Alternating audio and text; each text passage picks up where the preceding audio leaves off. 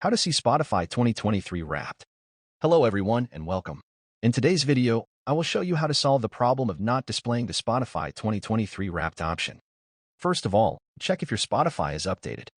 Open the App Store or Google Play Store on your phone and find Spotify. If there is an update button, tap it and wait for the latest features to be applied. After that, open Spotify on your phone. When Spotify is opened in the menu at the top of the screen, scroll to the end and check if the Wrapped option is there. If it is there, tap on it. This will open a new page where we need to scroll a bit until we find the Year 2023 Wrapped option. When you have read it, just tap on it, and it will open Wrapped for 2023, which contains all the songs we like or the groups we listen to. Now, if all this doesn't show on your phone, I will show you another way to open this.